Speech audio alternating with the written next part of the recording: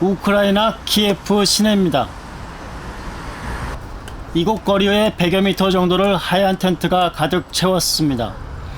이곳은 한 정치인의 석방을 요구하는 농성장입니다. 전 총리인 율리아 티모셴코. 지난 8월 5일로 그녀가 감옥에 간 지 2년이 됐습니다. 그녀의 지지자들이 이 거리에서 농성을 시작한 지도 2년이 됐습니다. Вот здесь у нас палатка для отдыхающих, которые сменяются смены. Они проводят тут немножко отдохнули и потом выходят обратно на смену. 잠시 쉬는 텐트 안에는 율리아의 사진이 가득합니다. И на зиму, и на лето. Сколько дней вы здесь? Я сколько? Ну, с первого дня городка, почти Так 2 само года. около 2. 이곳에서 농성을 시작한 것은 바로 여기에서 율리아가 재판을 받고 감옥으로 갔기 때문입니다. 법원 앞이 농성장이 된 것입니다. 율리아의 지지자들은 현 대통령이 정치적인 목적으로 그녀를 탄압하고 있다고 주장합니다. Знак протеста. Она как единственный, допустим, противник нашему президенту, и решили незаконно судить, убрать с политического Олимпа.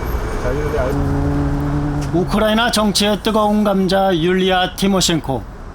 그녀는 왜 감옥에 가야 했을까? 2004년 우크라이나에는 뜨거운 민주주의 혁명의 바람이 불었습니다. 대통령 선거 과정에서 부정이 개입되었다며 야당과 시민들이 들고 일어선 것입니다. 결국 재선거가 실시됐고 야당이 승리했습니다. 승리의 주역이 바로 율리아 티모셴코였습니다. 재선거 승리 후 율리아는 총리로 임명되어 우크라이나 민주주의를 상징하는 대표 정치인으로 부상했습니다. 그녀는 2010년 대선에서 대통령 후보로 선출되어 야권의 후보와 맞붙었습니다. 그러나 그녀는 3% 차이로 야당 후보에게 패했습니다. 새로 대통령이 된 사람은 빅토르 야누코비치. 그는 2004년 오렌지 혁명 당시 그녀 때문에 재선거에서 패배했던 인물입니다. 야누코비치와 율리아는 두 번의 대결에서 1대1의 승부를 낸 것입니다. 야누코비치는 집권하자마자 가장 강력한 정적인 율리아에 대한 압력을 가하기 시작합니다. 율리아가 총리일 당시 내무장관을 직권남용으로 기소한 것입니다. 이것은 율리아에 대한 경고이기도 했습니다. 그녀에 대한 기소도 시작됐습니다. 우크라이나 검찰은 2010년 그녀를 대법원 판사 매수, 환경부 기금 유용 등의 혐의로 기소했으며 2011년 5월에는 직권남용과 배임 혐의를 추가해 기소했습니다. 그녀는 총리 시절인 2009년 러시아와 천연가스 수입 협정을 맺습니다. 이 협상 과정에서 러시아에 유리하게 협정을 맺음으로 해서 직권남용과 배임을 했다는 것입니다.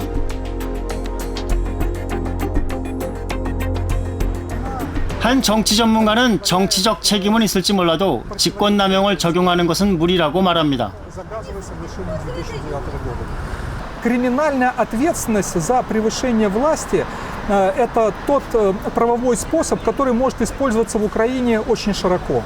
Вот сама эта статья о превышении власти, которая была еще в украинском праве с советских времен, она является очень удобным способом наказывать тех, кто вступает в противоречие с властью. 결국 정적에 대한 정치 탄압이라는 논란 속에 재판은 시작되었습니다. 율리아에 대한 여러 혐의 중 러시아와의 가스 협정과 관련된 혐의만이 법정의 심판을 받았습니다. 율리아는 가스 협정에서 총리에게 주어진 권한을 행사했을 뿐이라며 무죄를 주장했지만 법원은 인정하지 않았습니다.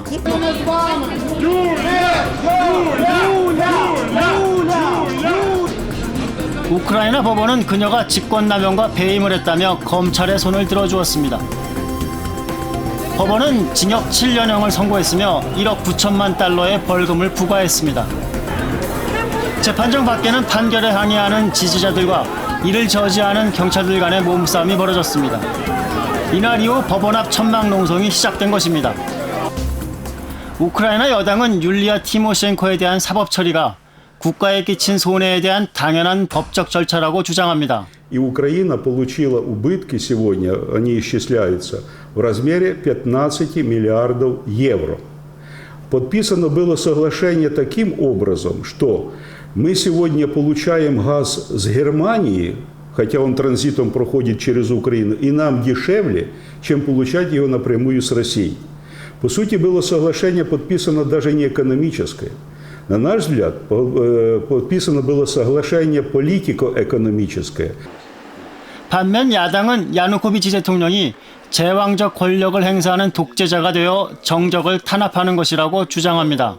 Враг идеологический, она враг, если хотите, мировоззренческий, она человек, который в принципе взгляды и подходы которого не приемлят та система ценностей, которая есть у действующего президента. Поэтому, более того, это угроза, прямая, реальная угроза власти президента Януковича.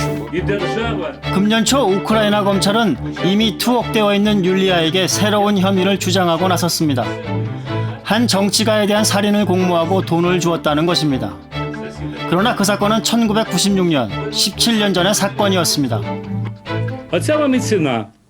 Біля $3 мільйонів ціна того розстрілу, того вбивства, які задумали і скоїли через бандитів, через бандитське угрупування і Лазаренка, і Тимошенко.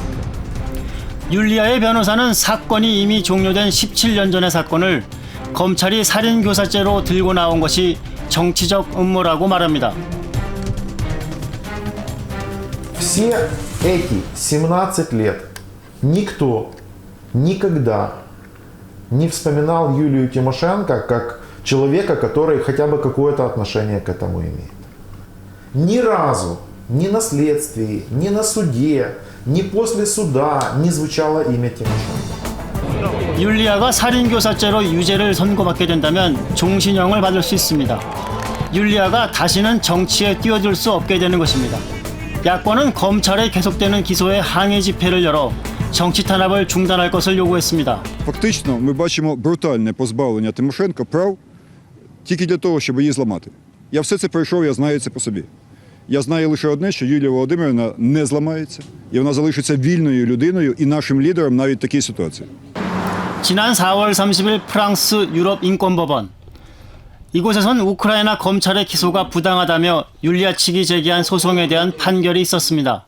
holds unanimously that there has been a violation of Article 5, paragraph 1 of the Convention. Fourthly, holds unanimously that there has been a violation of Article 5, paragraph 4 of the Convention. 율리아 측은 이번 판결이 자신에 대한 일련의 기소가 야누코비치의 정치적 탄압임을 증명하는 것이라고 평가했습니다. The highest European legal institution in a legal way said that the prosecution of Mrs. Tymoshenko in Ukraine had nothing to do with the law, had nothing to do with the democratic standards, had nothing to do with the criminal prosecution. That is a pure, I could say, concentrated political prosecution. 율리아의 딸도 이번 판결을 반기며 어머니를 즉시 석방해 줄 것을 요구했습니다. Значит это, и что все остальные судебные процессы, которые сейчас продолжаются против нее, незаконные обвинения, абсурдные обвинения и издевательства, это тоже основаны на политической мотивации и попытке уничтожить ее как политического оппонента режима. 외교적인 압력도 있습니다. 미국은 우크라이나 외무장관과의 회담에서 율리아의 석방을 요구했습니다. We're particularly anxious and hopeful that the leaders will work through some of the difficult issues with respect to that transition, including hopefully the ending of the prosecution of some people, and particularly the former Prime Minister Tymoshenko. 우크라이나의 지방 도시인 하리코프. 율리아의 지지자들이 어디론가를 보며 노래를 부릅니다. 건물 안에 있는 율리아 티모셴코를 향한 지지의 노래입니다. 현재 율리아는 허리의 통증으로 인해 감옥에서 나와 이곳 병원에 이송되어 치료를 받고 있는 상태입니다.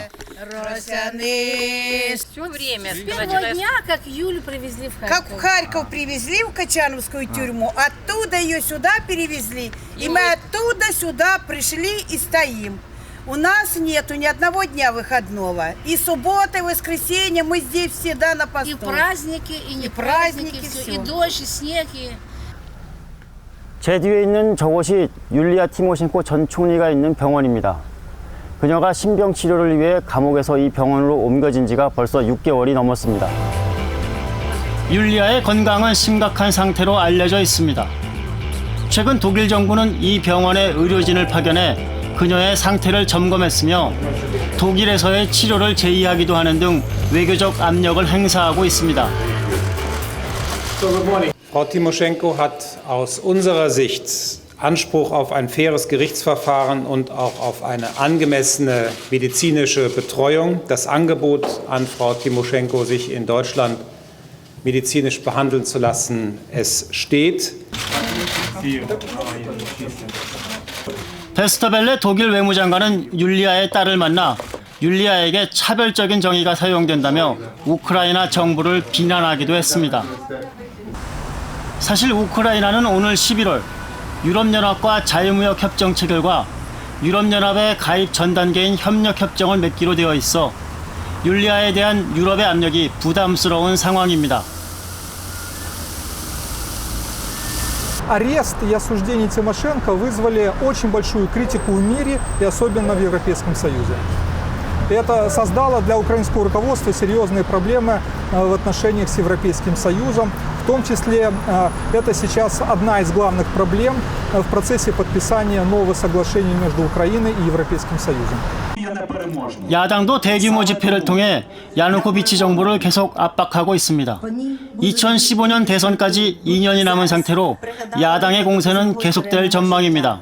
Бо наша партія має в 2015 році здолати сильного та небезпечного ворога – авторитарне, корумповане угруповання.